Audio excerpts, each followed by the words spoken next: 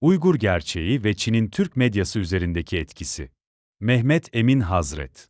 Türkiye, dünyada en büyük Uygur diasporasına ev sahipliği yapan ülkelerden biridir. İstanbul, Kayseri ve Ankara gibi şehirlerde binlerce Uygur mülteci ve aile yaşamaktadır.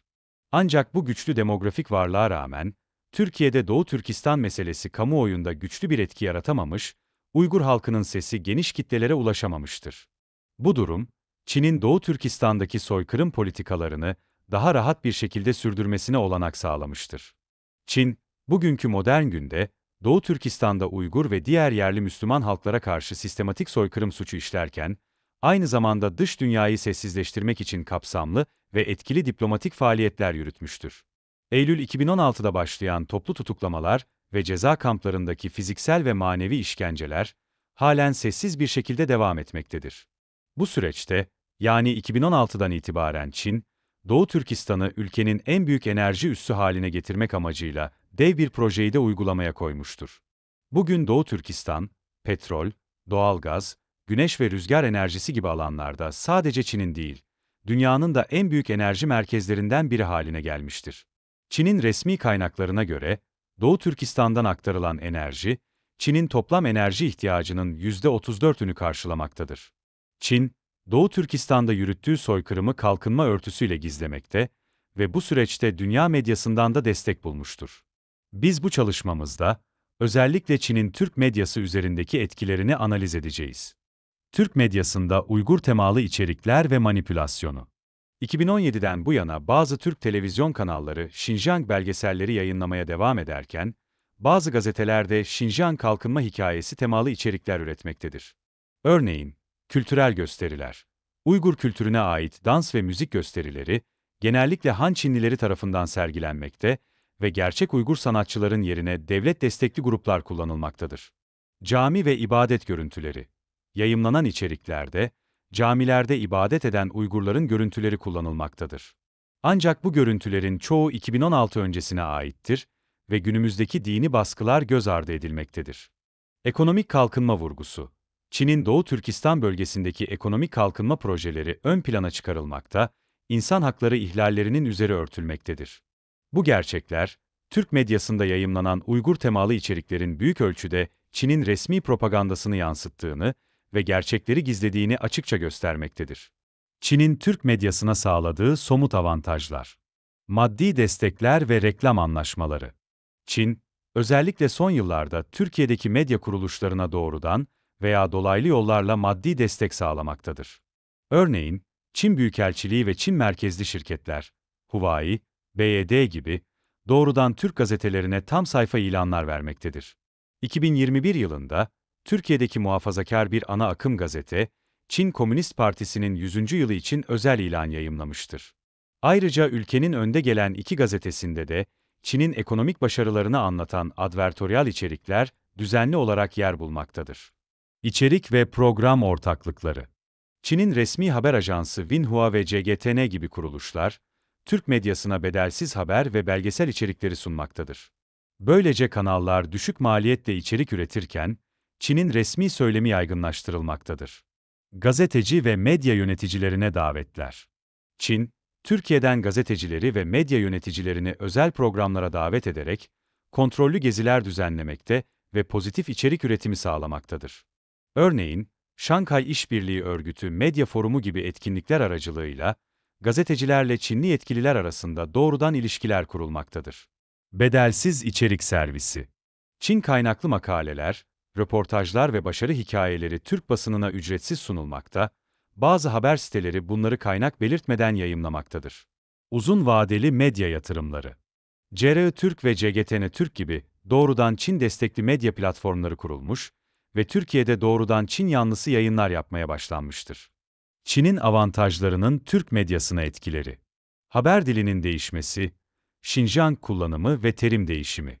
Eskiden Türk medyasında Doğu Türkistan ifadesi kullanılırken, son yıllarda giderek daha fazla Şinjan ifadesi tercih edilmektedir. Bu değişim, coğrafyanın adını dönüştürerek, halkın zihninde burası bağımsız bir Türk yurdu değil, Çin'in normal bir eyaleti algısının oluşmasına hizmet etmektedir. Özellikle biri sağcı, İkisi solcu olmak üzere 3 önemli yayın kuruluşunda son 2 yılda çıkan haberlerde neredeyse tamamen Şinjan kullanımı yaygınlaşmıştır. Etki, kavramsal manipülasyon. Tarihi kimlik ve özgünlük yumuşatılarak Çin'in anlatısı normalleştiriliyor. Haber yapısında değişim, eleştiri yok, güzelleme var. Uygurların toplama kamplarına alınması, zorla çalıştırılması ve kültürel yok edilmesi gibi ağır insan hakları ihlalleri, ana akım Türk medyasında çok sınırlı bir şekilde yer almaktadır. Bunun yerine, Çin lehine hazırlanan içeriklerde ekonomik kalkınma, kadınların eğitimi ve terörle mücadelede başarı gibi temalar öne çıkarılmaktadır. Çin'in Doğu Türkistan'daki baskıları tamamen göz ardı edilmekte, yalnızca gelişim, huzur, çok kültürlülük gibi pozitif temalar sunulmaktadır. Etki, eleştirel bakış açısının bastırılması, tek taraflı anlatının hakim olması. Görsel manipülasyon, eski cami ve dansçı imajları. Camilerde namaz kılan Uygurların gösterildiği videoların neredeyse tamamı 2016 öncesine aittir. 2017 sonrası Çin'in 8.000'den fazla camiyi yıktığı, Birleşmiş Milletler raporlarıyla belgelenmiştir. Uygur dansları gösterilirken gerçek Uygurlar değil, devlet destekli Han Çinlileri veya onaylı azınlık dansçıları sahneye çıkarılmaktadır. Bu şekilde izleyiciye, bakın özgürlük var, baskı yok algısı oluşturulmaktadır. Etki, gerçek durumla sahte görüntüler arasındaki bilinçli algı boşluğu. Çin kaynaklı içeriklerin artışı. Türk haber sitelerinde doğrudan Xinhua kaynaklı haberlerin artışı dikkat çekmektedir. Örneğin, Şincaang'da tarım verimliliği %20 arttı gibi ekonomi haberleri sıkça yayınlanmaktadır. Çin'in Türkiye'deki yayın kuruluşlar, CGTN Türk ve CRI Türk kaynaklı içerikler de ajanslar üzerinden dolaylı yollardan Türk medyasına aktarılmaktadır. Etki, Çin kaynaklı başarı anlatılarının sorgusuz kabullenilmesi. Batı karşıtlığı üzerinden Çin'i aklamak. Türk medyasında sıkça şu tema işlenmektedir. Batı, Çin'in gelişmesini kıskanıyor. Uygur meselesi de, Batı'nın Çin'i durdurmak için kullandığı bir bahanedir. Bu söylem özellikle sol, milliyetçi ve anti-emperyalist çizgideki yayınlarda yoğun şekilde görülmektedir. Böylece Çin'in işlediği insan hakları suçları, Batı komplosu argümanıyla görünmez hale getirilmektedir. Etki, gerçek ihlaller, siyasi propagandaya kurban edilmektedir. Kamuoyu tepkisi bastırılmaktadır. Vaka analizleri. Örnek 1. Bir TV kanalı Günümüzde Çin serisi, 2024-2025, içerik.